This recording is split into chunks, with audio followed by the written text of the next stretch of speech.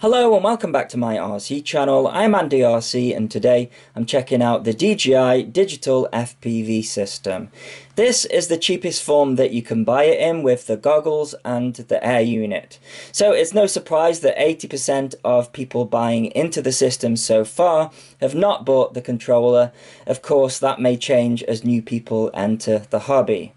The system is best suited to multi-rotors at the making of this video due to its on-screen display and telemetry being channeled via Betaflight, but that's not to say that it can't be used independently. I've seen people using it in other applications such as wings and planes.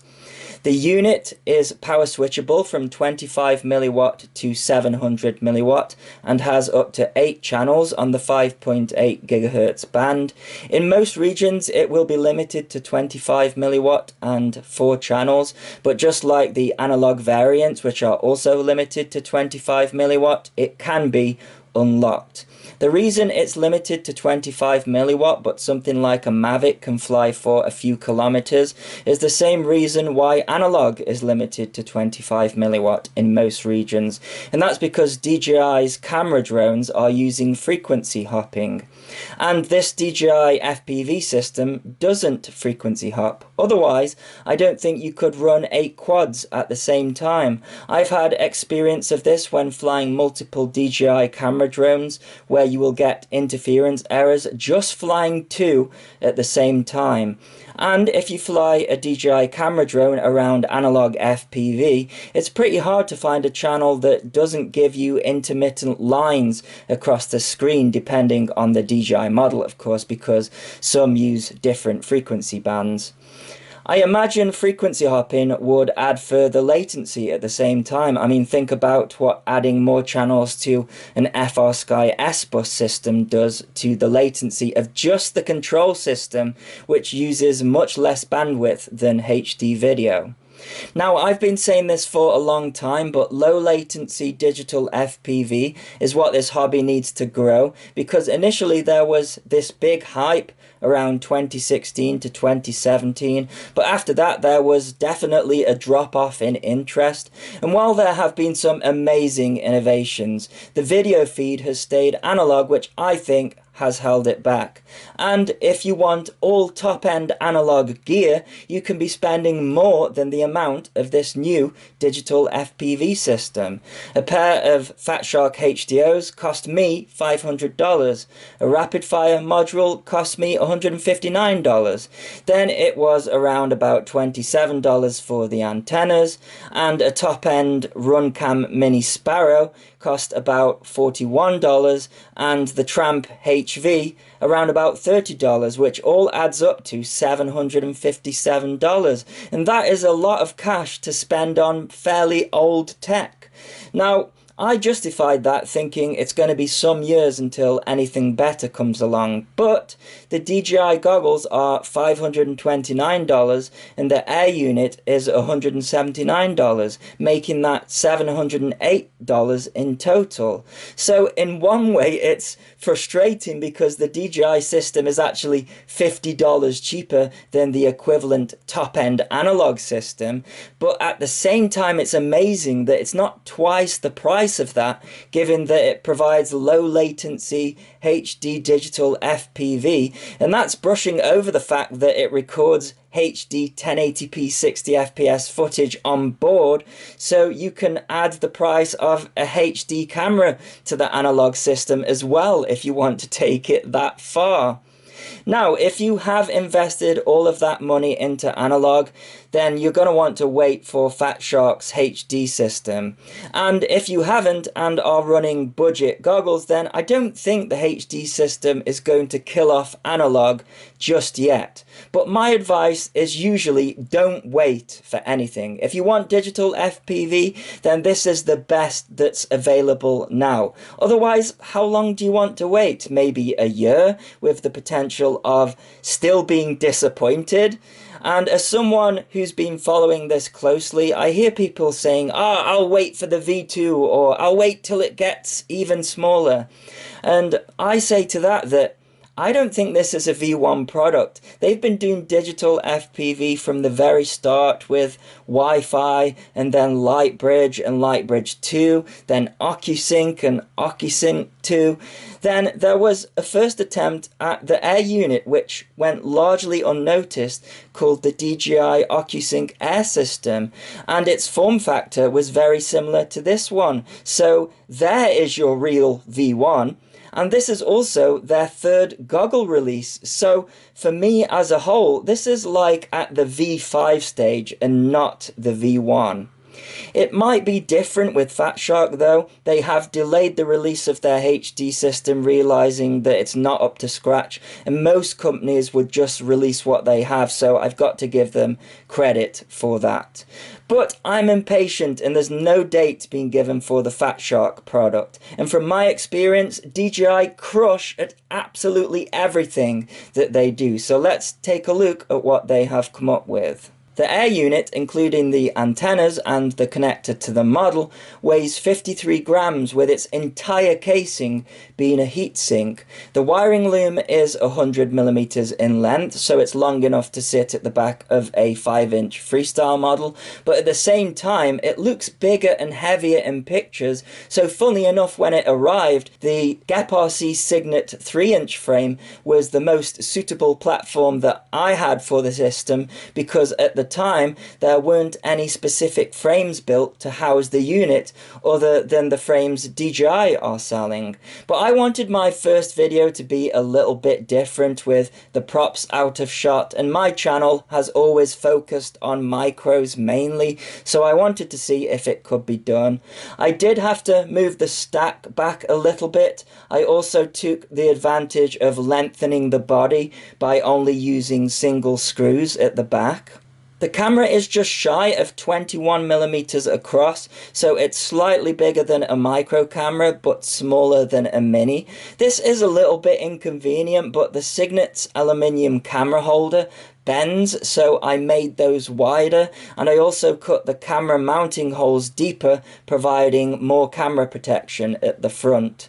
It's got a 4:3 sensor, therefore its native aspect ratio is 4:3 with a 2.1mm lens, resulting in a diagonal 150-degree field of view. You can replace the camera for around $50, which I think is very reasonable. Underneath the unit are some hex screws where you can access the camera's harness, and it detaches via some clips. The system's wiring loom has got a lot of stress relief on the camera side as well as on the air unit, so they have really thought that through. In general, I wouldn't advise using this frame, but it can be done. I know there have been numerous frames released specifically designed for the air unit now. The reason I picked the Signet frame is that I'm yet to throw a camera in there and it produce any jello. I also love how the model flies in general. The original dry weight of this model was 186 grams with the split camera mounted in the same place, and it now weighs 200 grams, which isn't too bad for a top mount 3-inch freestyle model. But of course with a LiPo it's going to be over 250 grams, as was the original before I put the air unit in there. The unit gets pretty hot even at just 25 milliwatts, so I've got it sitting on a big chunk of foam and some very strong double-sided carpet tape which keeps it in place nicely. Both the goggles and the air unit will be limited to 1 channel and 25 milliwatt until you activate them using the DJI Assistant, which you have to download from DJI's website. And don't get caught out by this, because there is a specific DJI Assistant version number for the FPV unit. You also have to have a DJI account in order to activate the devices. Now, if you haven't used a DJI product before, this may start raising your eyebrows, but it's really just for convenience when it comes to activating your warranty and updates. It's also the method they use to determine the region you live in for its different power outputs and channels. But before I get onto that, the air unit has to be powered up via an external source in order for it to be recognized by the DJI Assistant, so you might as well fit it into your model first. You can't just plug the USB in and it powers up. There are all sorts of flight controllers being released now that have a plug for the air unit, but if you don't have that, all you need is one spare UART. So the connector to the air unit clips into the back of it. The red wire is the positive and the black wire is the negative. I'm having to run the power directly from the model's battery terminals because this stack only has a 5-volt regulator and the air unit runs from 7.4 volts up to 17.6 volts. I first wondered if the air unit would be able to cope with voltage spikes, so I ran it with and without a low ESR capacitor, and it doesn't seem to make any difference. Neither does it seem to add noise to the flight controller. A lot of flight controllers now have 8-volt regulators built into them, so you would need to run the power off that to use it with a 6S rig. Just make sure that the regulator is rated for a couple of amps, otherwise you could suffer brownouts. DJI says the air unit's power consumption varies from 4 to 9 watts, which is fairly vague, so working with an 8-volt regulator, the current draw could require anywhere between 500 milliamps up to 1.1 amps. This flight controller's UART was taken up by its VTX, but I no longer need the VTX, so I've soldered the white wire to the TX3 pad on the flight controller and the grey wire to the RX3 pad, which was a little bit tricky because this stack uses pin headers for the VTX, but I could just about access the solder pads that the header sits on. As I mentioned earlier, the system can be purchased with a controller which has its own low latency protocol, and its signal wire is the yellow one. As I'm using the FrSky R9 system, I don't need that wire, so I lifted up the tab on the connector and removed the wire. I could probably have done the same with the brown wire, as it's just the corresponding ground for the signal wire, but I just soldered it to a ground pad and that hasn't caused any issues. So what does the TX and RX connection do? Well, it actually links to Betaflight. You don't get the usual Betaflight on-screen display, but importantly, you do get the model's voltage readout. Instead, the goggles have a user interface which mimics Betaflight's on-screen display settings page where you can change your PIDs and rates, etc. But I'll show you that later. So now that I can power up the air unit, there is a USB-C connection on the side. The goggles come with a long USB cable, so I'm using that. You're going to want to remove the props off the model, and then the battery that you use to plug into the model needs to be fully charged because it takes about 15 minutes to get things activated and updated. There's no getting around activating the system without a DJI account, but it's a really good idea to have one because they have fat shot level customer service. That wasn't always the case, but it definitely is the case now. I think I've used them 3 times, and when you raise a ticket they pay for the postage, and I've not had to pay for a single replacement part so far, and that's without paying the extra for DJI Care, so the service is really good. Then you can plug the USB into your computer with the battery plugged into the model. I also made sure the antennas were connected, but it doesn't document whether you need to do that or not. I'd say it's just good practice to have the antennas installed because in the analog world, if you don't, the system will fry itself. The antennas connect directly to the air unit using an MMCX connector, and I'm already seeing aftermarket antennas released in pigtails for stress relief and things like that. Then you need to open the DJI Assistant. You'll get a pop-up box about allowing data to be transferred. If you don't select the top two options, then the system won't activate, but you don't need to select the bottom option. After that, just log in because it'll force you to do so anyways, and then you should see the DJI Air unit pop up as an icon. So click that and press Start Activation, which will also activate your warranty, and then confirm the account you want to use because I've got multiple DJI accounts. They have a bunch of terms and conditions which are worth reading. Then there is a disclaimer about it not being a toy and anybody under the age of 18 is not to use it. So confirm that and it will activate.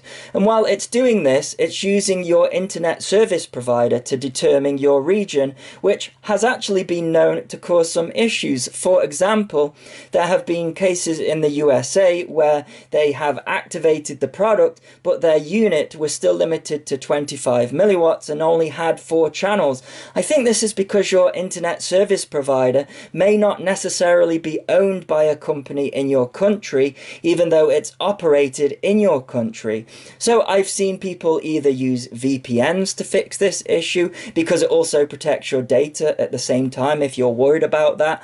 But personally, I'd register it the normal way and then unlock it if you're allowed to using the text file method because it's easier, and I'll show you how to do that later. Once activated, you have to press complete, and I was asked to take a survey, which I didn't do. I was then prompted to update the firmware, and it tells you what improvements have been made, but so far this is the only update there has been, and that took around about 6 minutes. So as I say, make sure that your battery is fully charged. It's exactly the same process for the goggles and the controller, but make sure that you have the antennas on the goggles because 2 of them have the potential to transmit data, and I'm sure DJI has taken this into account, but again, it's just good practice. So next, let's move on to Betaflight because you have to turn on the MSP in the Ports tab for the UART that you use, which in my case is UART 3. Now I'm using Betaflight version 3.57 here and everything is working, but I believe up to a certain version it didn't let you use more than one MSP. So if you reboot Betaflight and one MSP has disappeared, I'm afraid it's time to update Betaflight. It's also important to note that in order to use DJI's controller protocol, you have to be running Betaflight 4.1, but that's not applicable in this video. So the Air unit and goggles will take up to a 120 gigabyte micro SD card. It's important not to cheap out on the SD card, so I'm using 2 of the SanDisk 64 gigabyte U3 cards. I actually tried some cheaper cards at first and the recording would stop in flight, but it's not doing that with this card. If you have done all of the activation process and you live in a region where 700 milliwatts is allowed, but you are only seeing 4 channels and 25 milliwatt, you just have to make a text file on a computer and call it naco.txt. That's NACO.txt. Then using Notepad, you simply type a number 1 at the top of the document, and number 1 correlates to FCC mode, and then save it. You then need to put the text file into the root directory of your micro SD card and insert it into the Air unit.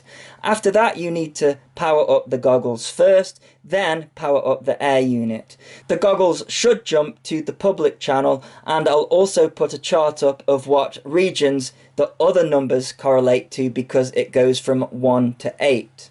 So onto the goggles, and you get given this bag, which if you are as heavy-handed as me, then it isn't going to protect them very well being thrown around. I'm sure we will see some aftermarket hog cases made for them. The goggles don't fit in the bag with the antennas on either, but to be fair, that is the case with most Analogue FPV goggles as well.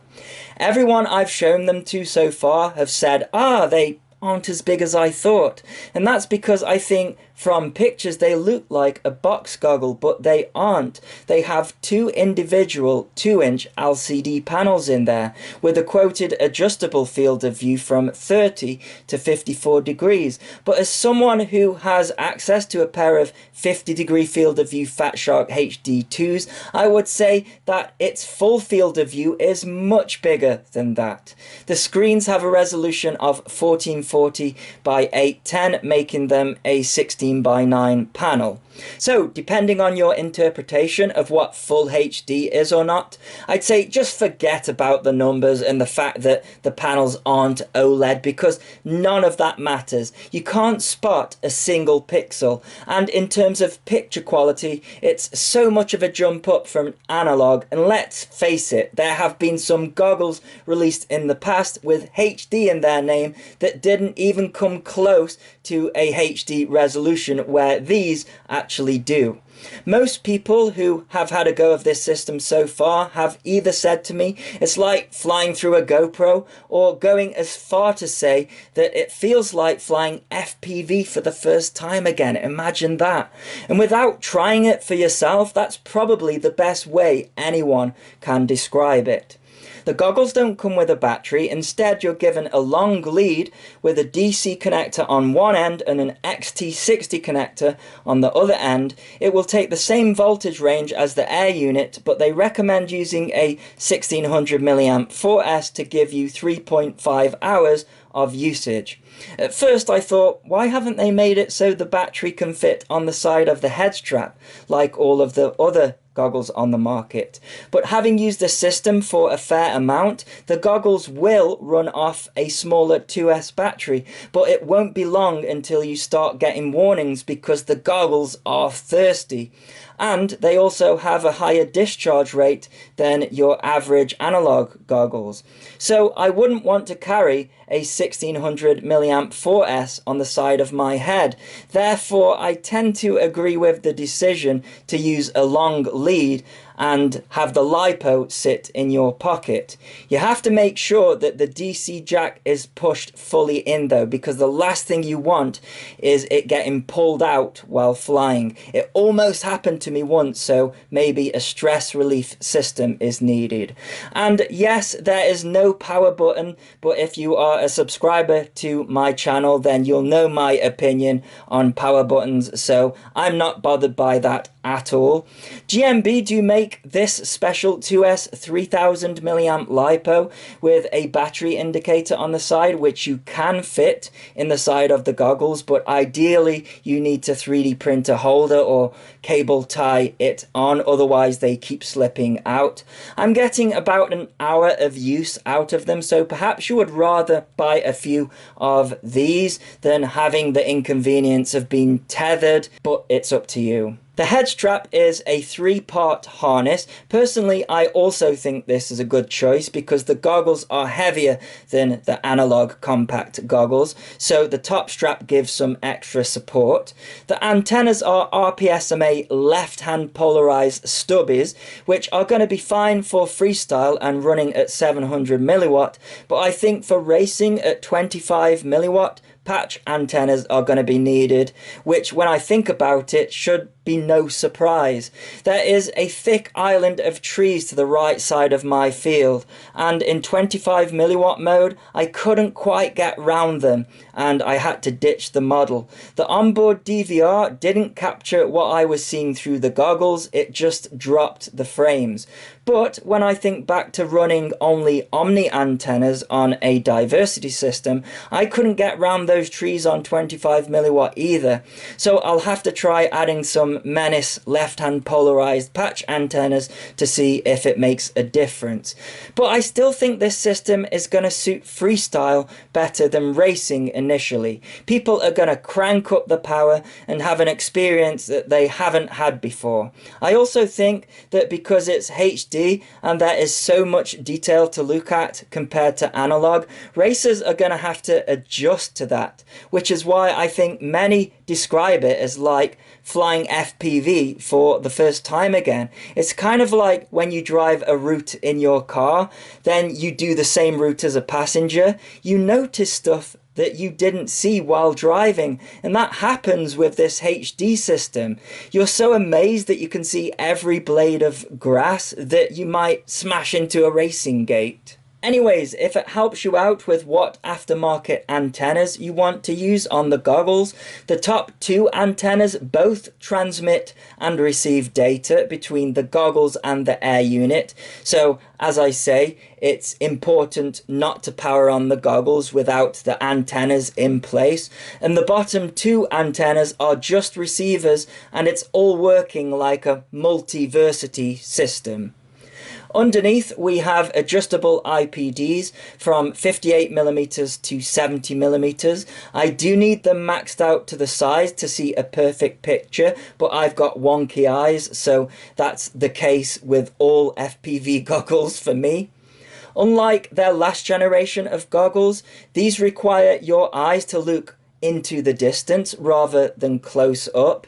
You can wear glasses with these goggles, but I'm hoping, like the previous version, that they come out with some diopters. The V1s, if you want to call them that, needed a reading glasses prescription, so the optics must have required your eyes to focus close on the screens.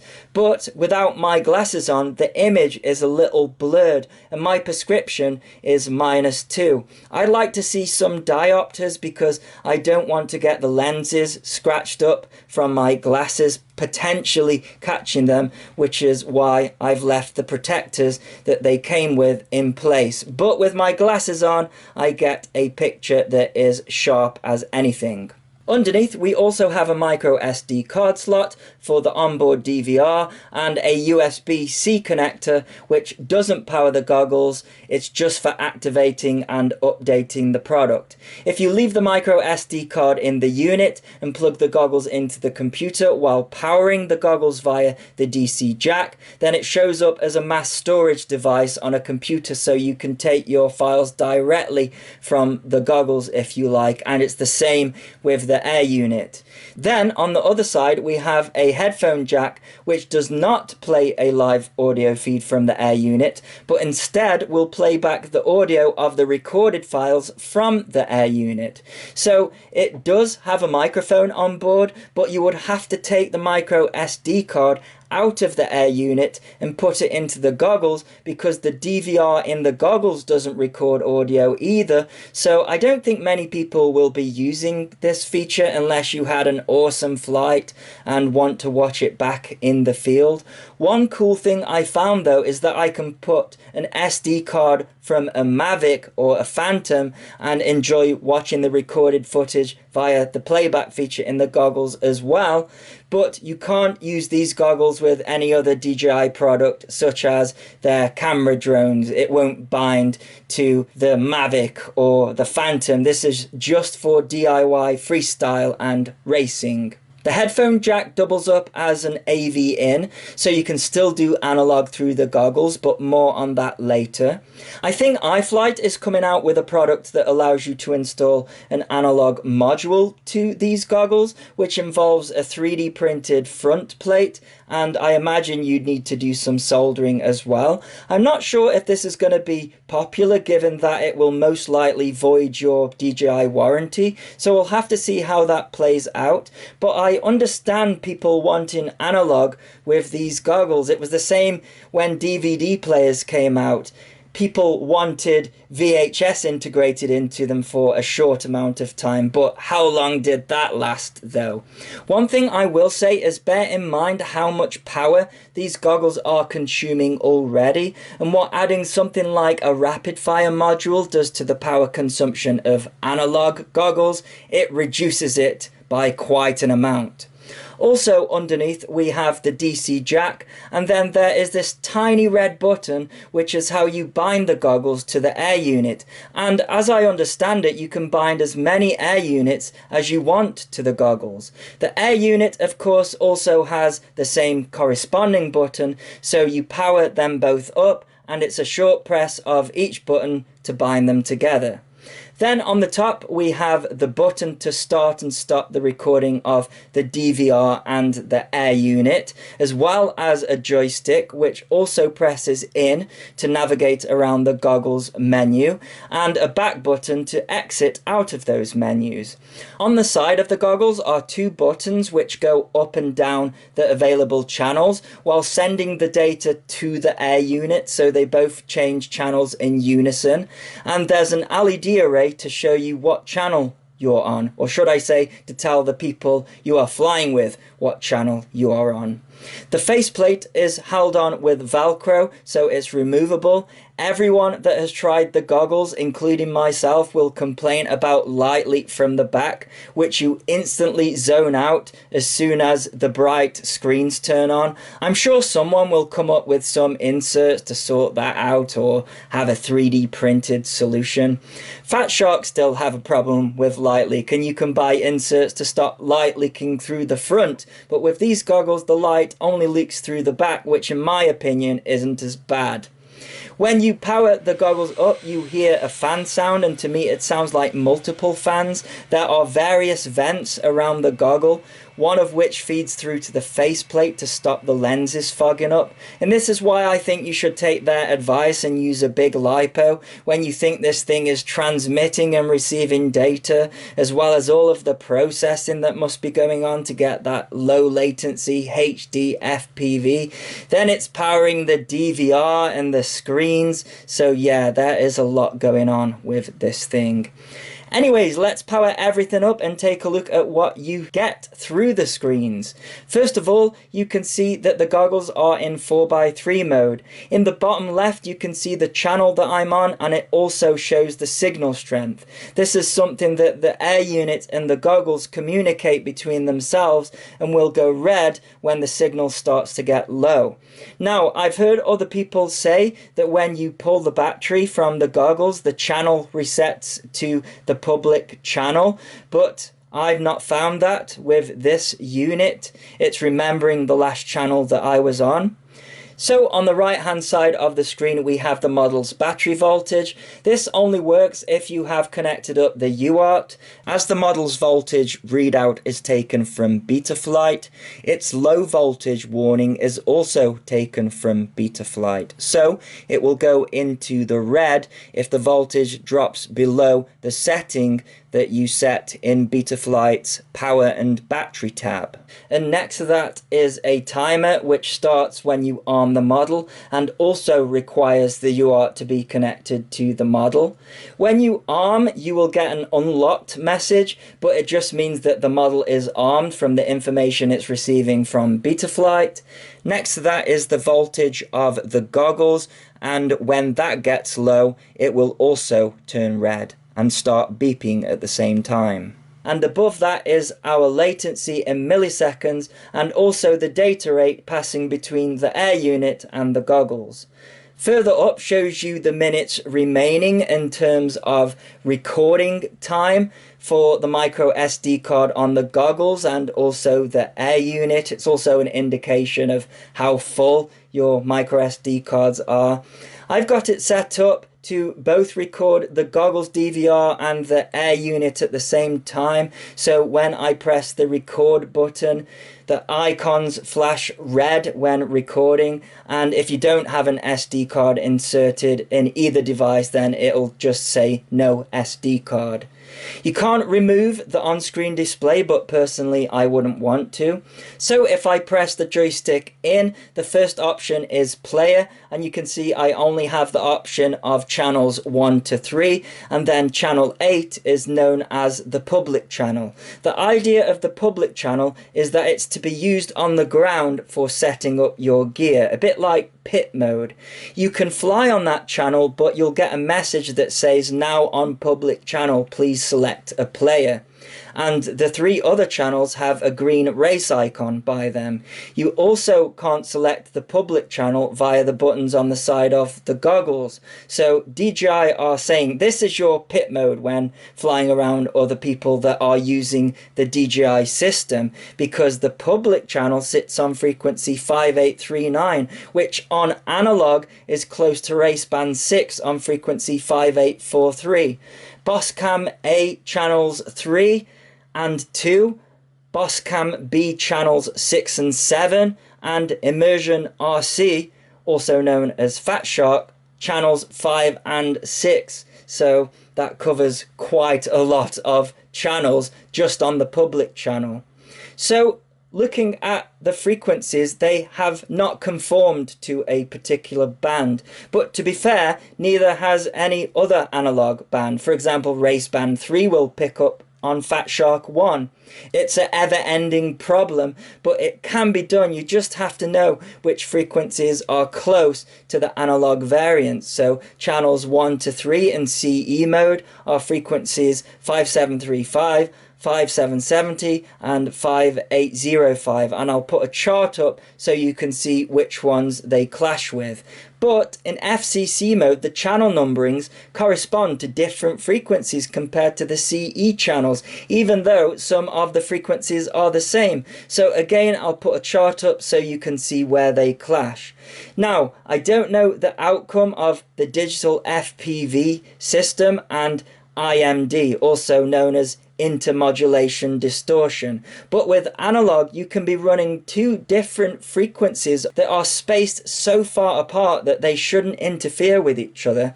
However, when they are used together, they cause the receiver to pick up a third frequency which can interfere with your picture. My guess is that with it being digital, it's not going to affect the DJI system in the same way as analog, because if you look at the calculations, then the DJI channel spacing would cause these IMD frequencies to sit almost on top of some of the 8 channels that DJI have selected. However, that doesn't mean that running 2 DJI channels cannot cause problems with analog, so that one needs to be investigated some more. If you don't know what I'm talking about, Painless360 made a video about it with the help from MenaceRC and Andrew Hyams. Anyways, if I press the back button and go into audience, you can select channels to watch someone else's flying, and as you can see, you can't select the public channel in audience mode, and you also can't use audience mode when bound to an air unit that's turned on. So I'm hoping to get hold of a second pair of goggles to see what audience mode looks like. Then if I press back again, we have the playback option. So you have to have a micro SD card in the goggles to use this function. But if I press down and not in on the joystick, I can actually scroll down to some footage I took with the Fimi X8 and watch that. It doesn't play all of the formats, but it seems to play MP4 files with an X264 container. Then if I press right on the joystick, I can skip forwards or left to skip backwards. The back button takes me back to the menu, and be careful of this because if I press back to the main playback menu screen, pressing in on the joystick sends you into another menu where you can delete files or potentially all of the files, and you might not want to do that, so be careful. Then underneath we have the settings menu where we have got a lot of options. The first one being camera, where I can change the aspect ratio from 4:3 to 16:9. If you're like me and prefer a 4:3 image, then technically the resolution on the panels will be 1080 by 810, adding black bars down the side. But again, the field of view is so massive and the image is so crisp, the numbers don't really mean anything. Although technically the live feed that we're looking at is a slightly lower resolution than the LCD panels are capable of. So really in 16:9 mode, the live feed is 1280 by 720p, and in 4:3 mode, the live feed is 960 by 720p, which is the same resolution that the goggles record in. Interestingly, switching from 4:3 to 16:9 saturation does affect the recorded footage, both with the goggles and the air unit. So if you set the camera to 4:3, you get a 1440 by 1080p 60 fps image recorded at 40 megabit, including the audio. And on the goggles, you get a 960 by 720p 60 fps image recorded at 20 megabit. But if you set the camera to 16:9 mode, the air unit records at 1920 by 1080p 60 fps, and the goggles record 1280 by 720p 60 fps. And 1080p is considered full HD, and 720p is considered HD ready. However, don't let that fool you, because whether you are in 16:9 mode or 4:3, the data rate stays the same with the air unit and the goggles. So with the air unit it's 40 megabit, and with the goggles it's 20 megabit. And this was music to my ears, because followers of the channel will know I like to fly a 4:3 image. But for the recorded footage in post, I add dynamic stretching, which keeps the aspect ratio of the image in the middle correct, and then stretches the outer edges to 16:9, giving a ultra wide field of view. So with the bitrate staying the same, I can do this losing minimum quality when it re-encodes. If you don't know what I'm talking about, again, it doesn't really matter, but it's something that a popular HD camera brand does in camera, and it's used a lot by FPV pilots, so I'm happy that I can apply it to the DJI system. I made a video on how to do it, but I was forced to take it down. So RC Shim has a video on how I did it, so if you are interested, you can go and search for that. Next, we can change the scene. There is an easier way to do that, but basically there are 3 scene settings. Standard is for general purpose, but LED is for night racing, where they may have set up an LED racetrack in the dark. And then there is racing mode, which is optimized for racing in some way. But everything in this video has been recorded in standard mode. You can change the exposure value and saturation, but these are the stock values here. I've got the white balance set to auto, but you can manually select that if you feel the need to. And lastly, you can rotate the camera 180 degrees. The next option is display, and this is where you can alter the field of view from 100% down to 50%. I think DJI realized that a lot of people will have been flying a much smaller field of view, and unless you have used box goggles for a fair amount of time in the past, then the bigger field of view does take some getting used to. Luckily, this time the field of view does not affect the recorded footage, but bear in mind that you are reducing the resolution even more by shrinking the image. However, even on the smallest field of view setting, the picture is crisper and clearer than any analog feed I've seen. You can also move the picture's position on the screen up, down, left or right. I guess this could be if you're getting some blurriness in places, but even with my wonky eyes, the picture is sharp edge to edge when I've got my glasses on. You can change the brightness of the screen here as well. It came with 2 set as the default option, and they are very bright at that, but it goes from 0 to 5 if you need to change it for any reason. So if I go back, the next option is called preferences, but there are only 2 options, which are low latency and high quality. For this video, I've ran everything in low latency mode, which they say runs at 120 FPS, and high quality mode runs at 60 FPS. This didn't make sense to me, as usually more frames per second requires a higher bit rate for the extra frames, but DJI say that a higher frame rate is what reduces the latency because it's providing more frames to your eyes, therefore it lowers the delay. But as somebody that works with video, the bit rate must have been reduced to achieve that. So high quality mode must up the bit rate but lower the frame rate, therefore introducing more latency. I think they say low latency mode is around 28 milliseconds and high quality mode is 40 milliseconds. Both of those figures are variable as well, so the further away you go, the higher the latency will get. So those are average case scenario figures.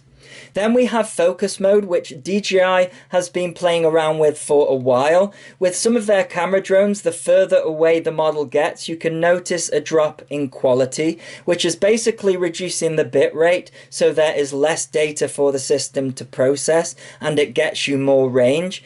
In this case, focus mode just reduces the bit rate of both sides of the image, which is clever because it's a way of retaining clarity in the center where it counts for an FPV pilot. And seeing as today's flights are going to be done at 25 milliwatt, then I'm keeping focus mode on. Underneath that is the recording setting, and the first option we can change is recording device. I've got this set to both, and I've mentioned this earlier, which means when I press the record button on the goggles, it will start the recording of the air unit and the goggles DVR at the same time. The other options are to record just the goggles or the air unit. Personally, with this setup, I would always record both, because if you lose your model, you can use the goggles DVR to find its last location if it's thrown a battery. This is an important one. I found out the hard way. If the model does throw a battery, it will leave a corrupt, unplayable MP4 file on the air unit. The same goes for the goggles. So if you are recording through the goggles and have a crash, don't pull the battery in a panic. Otherwise, that footage will get corrupted and you won't be able to look back at it to see where your model is. You have to stop the recording before pulling the battery. You can repair the file though with it being MP4. I made a video some time ago called Fix Corrupt Drone Video Footage, so I'll add a card in the top right if you are stuck with that, because I actually managed to recover the corrupt file left on the air unit when I went around the tree and it crashed using this method. You just lose the last few seconds of the video, but it's something that many analog goggles have over this system because they started adding supercaps which store enough energy to power the DVR, while at the same time the drop in voltage triggers the software to tell the DVR to stop recording. These goggles could do with something like that, although there are many high-end goggles out there which are analog and they still don't have this feature either. I'm old school though, so before supercaps were a thing in goggles, I still make sure that I stop the DVR before pulling the power from the goggles. I guess I just train myself to do it, and it's second nature to me, but it might not be to you, so be careful with it. Another interesting thing about the goggles is that despite what some other people have said, when you are in low latency mode, the goggles DVR still record in 60 FPS and not 120 FPS, which brings me neatly onto the air unit recording format, where you can select 1080p 60 or 720p 120 FPS. Remember, this is just for the air unit, so it doesn't change the resolution of the goggles.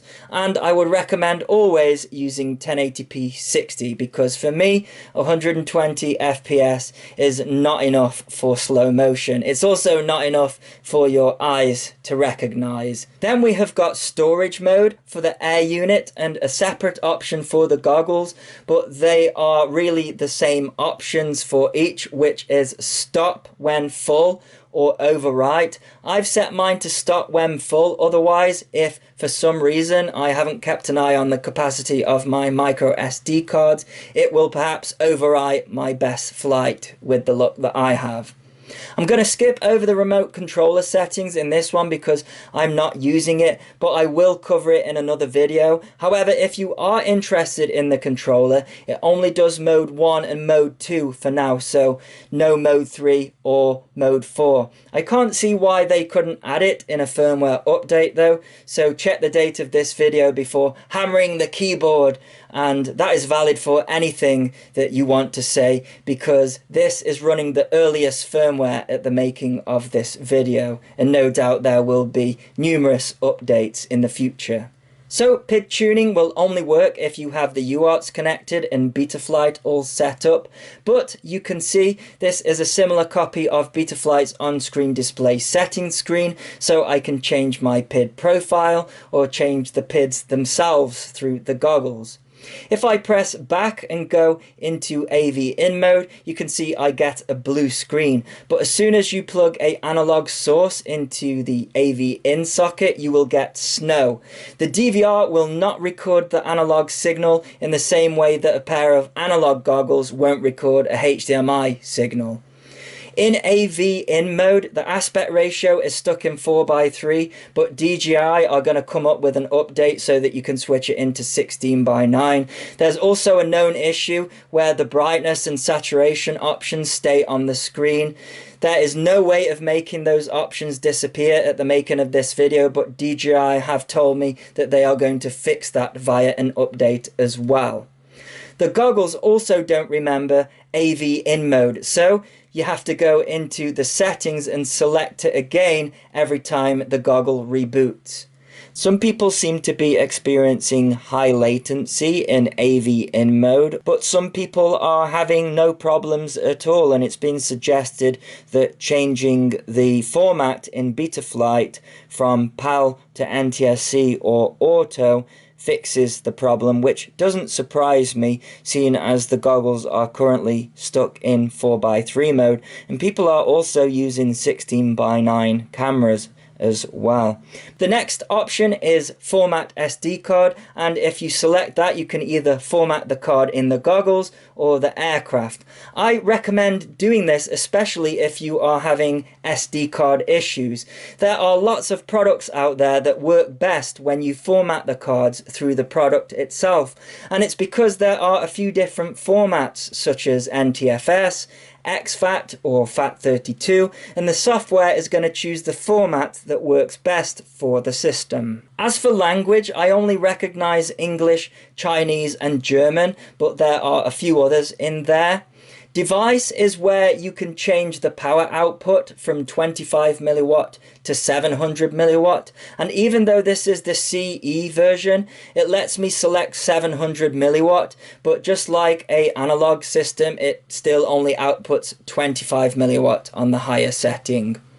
Power limit is a very important one, and I've had to grind my teeth when watching people do all of these range test videos because it comes selected as on standard. So if you have connected the air unit to a spare UART and set everything up in Betaflight, having the power limit turned on will run the air unit at 25 milliwatt until you arm the quad. This is to keep the unit cool because it runs pretty hot even at 25 milliwatt. But like a lot of early videos who were rushing to get their video out, if you didn't connect up the UART and power limit was turned on, then there is no telemetry being passed from Betaflight to the air unit to up the power to 700 milliwatts when you arm. So essentially the unit stays at 25 milliwatts if you haven't connected the air unit and power limit is turned on.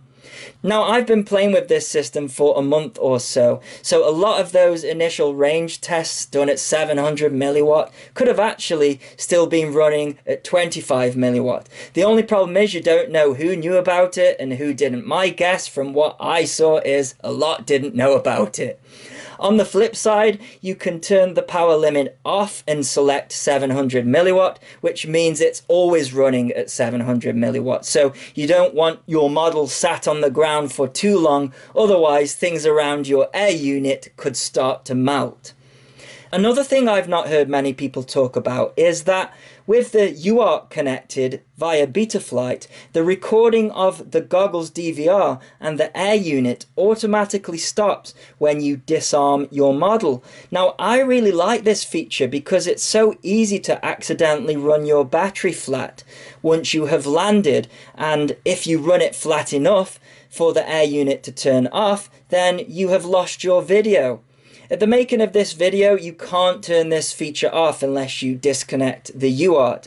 And I imagine for as many people that would love this feature, there will be some that don't like it at all. So perhaps it would be a good option to choose whether it stops recording manually or by disarming in a future update.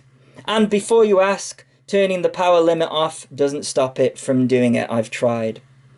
I've got protocol set to normal, which is the setting you use for your own control system. The other option is DJI HDL for their own low latency protocol that works with DJI's controller.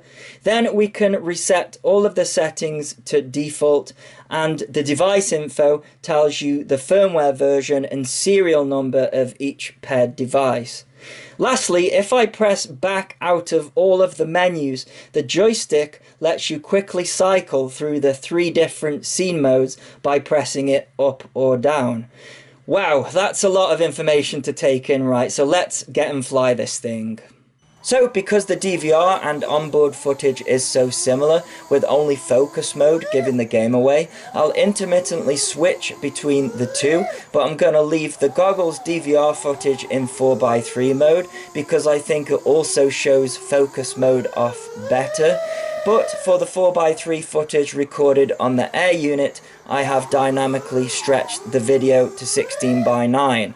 I was a little bit annoyed with this flight because after losing it around the trees earlier and recharging the batteries, the wind got up to about 15 miles per hour, and in a few maneuvers I was getting a little bit of prop wash and struggling to dive some of the trees.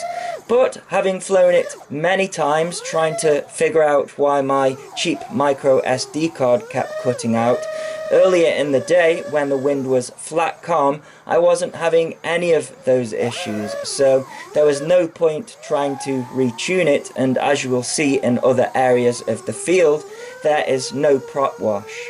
The way the trees protect this place causes some strange wind deflections. Anyways, there's not much to be said that I haven't already said about this system. I couldn't feel any latency apart from when I went around the tree. They say recording to the air unit adds an extra 5 milliseconds, but I tried both recording on the air unit and not recording and didn't notice a difference. I think the system is absolutely awesome and it definitely has some improvements to come. I'd like to have the option of changing the goggles DVR so that it can either record what I'm seeing through the goggles with the on-screen display, or having the option to turn it off, but currently it doesn't do that. And I think a complete integration of Betaflight's on-screen display would be cool, but I bet that's easier said than done. The sound that you are hearing is coming from the air unit. It's definitely usable, but in my opinion it's the only advantage a session camera has over this camera. I'm using the Gemfan 3028 tri-blades, which seem to give a good balance of power but also smoothness for freestyle. I was getting 4-minute flight times with an 850 mAh 4S Tattoo or GMB LiPo. It was getting knocked around a bit by the wind, but you can see there is no jello in the picture, and the dynamic range is incredible. I'd say even better than some of the top-end HD action cameras. I hope I get a calm day so I can really enjoy it, but the videos aren't going to stop here. I'm going to test out DJI's race drone with the DJI controller and also experiment with different antenna setups, so stay tuned for that. This project has taken about a month to gather all of the information and put in a video, so I hope you enjoyed it, and if you can afford to do so, I'll link to my Patreon in the description of this video, as well as where to get the DJI HD Digital FPV System. I would thoroughly recommend it, especially if you are fed up with things in general. This new tech is going to put a smile on your face. So as always, thanks so much for watching. Please continue to subscribe. Cheers.